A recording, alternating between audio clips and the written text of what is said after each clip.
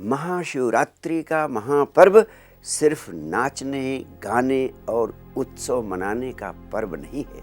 इसके अर्थ और संदेश और अधिक गहरे, बहुत गहरे हैं। अत्यंत असाधारण थे वे लोग जिन्होंने शिव को समझा और उसे व्यक्त किया।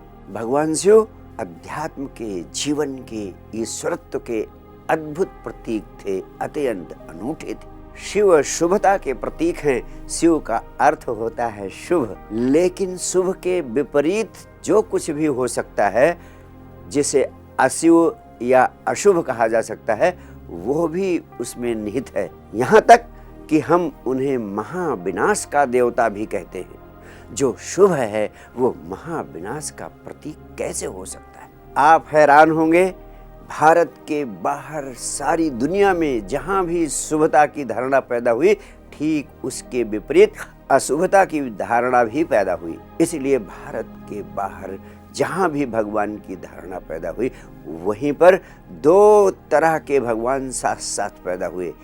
एक को लोगों ने ईश्वर कहा और दूसरे को कहा शैतान। एक को कहा गॉड, दूसरे को कहा डेविल। लेकिन भगवान शिव अद्भुत है। इनमें दो विपरीत ध्रुवों का विलय है। दो विपरीतताएं इनके भीतर मिलकर एक हो जाती है। इसीलिए हमने भगवान शिव को अनंत का प्रतीक कहा है। वह असीम है। महाशिवरात्रि महोत्सव के पीछे एक ही संदेश है, मनुष्यता शिवत्व को उपलब्ध हो जाए। और उस शिवत्व को कैसे उपलब्ध हुआ जा सकता है, इसके लिए भगवान शिव ने ध्यान की 112 विधियां विज्ञान भैरव तंत्र के माध्यम से दी हैं। शिवत्व को उपलब्ध हो जाने का एक ही अर्थ है, उस अनंत के साथ, उस समस्त के साथ एक हो जाना। उस एकता को उपलब्ध करने के लिए ध्यान ही महा औषधि है। इसलिए हम जितना भी महोत्सव मनाते हैं, यदि हम अस्तित्व के साथ एक हो जाने की महा औषधि ध्यान का उपयोग नहीं करते हैं, ध्यान का अभ्यास नहीं करते हैं, तो महाशिवरात्रि को मनाना वास्तव में अर्थहीन है, मात्र औपचारिकता है, मात्र पाखंड है। वास्तव में भगवान शिव के द्वारा दी गई 112 ध्यान की विधियों में से किसी भी एक विधि का अभ्यास करके आप भूतकाल और भविष्यकाल की यात्राओं से मुक्त होकर सीधे वर्तमान को उपलब्ध हो सकते हैं। और जब आप वर्तमान को उपलब्ध हो जाते हैं, तो आप मन के जालों से स्वतः मुक्त हो जाते हैं। क्योंकि जब आप वर्तमान में होते हैं, तो वास्तव में मन होता ही नहीं है। आप मन से मुक्त अवस्था में, अमन की अवस्था में पहुंच जाते हैं। और यही सारे अध्यात्म का सार है, यही सारे अध्यात्म का उद्देश्य है, यही सारे अध्यात्म का एकमात्र लक्ष्य है। भगवान शिव के अलावा महावीर, बुद्ध, कृष्ण, पतंजलि जैसे संबुद्ध पुरुष भी आपको ध्यान की विधियां उपलब्ध कराते हैं।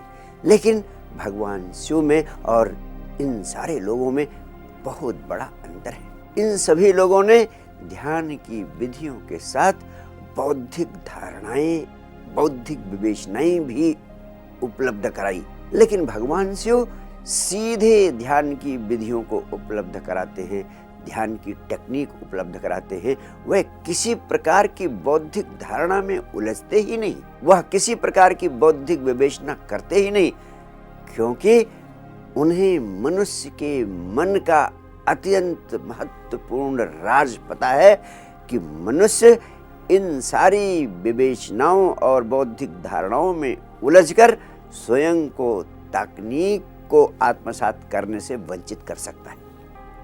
आप हैरान होंगे, सारी दुनिया में लोग बौद्धिक धारणाओं और बौद्धिक विवेचनाओं में उलझ जाते हैं, और जो धर्म का, अध्यात्म का प्राण है, उस साधना से स्वयं को वंचित कर लेते हैं। उदाहरणार्थ, बुद्ध को मानने वाले बहुत बड़ी संख्या में इस पृथ्वी पर लोग आज मौजूद हैं, लेकिन उनमें से अधिकांश लोग ऐसे हैं जो बुद्ध की धारणाओं में, बुद्ध की विवेचनाओं में, बुद्ध के जीवन दर्शन में ही उलझ गए।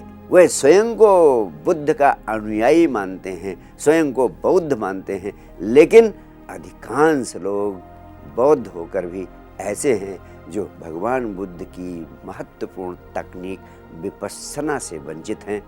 वे बौद्ध हैं, स्वयं को बुद्ध का अनुयायी मानते हैं, लेकिन बुद्ध की विपश्यना उनके जीवन का अंग नहीं है। इसलिए भगवान शिव हर तरह की विवेचना, हर तरह की धारणाओं का बौद्धिक विश्लेषण करने से स्वयं को मुक्त रखते हैं और सीधे सीधे 112 तकनीक मनुष्यता को उपलब्ध कराते हैं ताकि मनुष्य मन के जालों में उलझने से बच सके।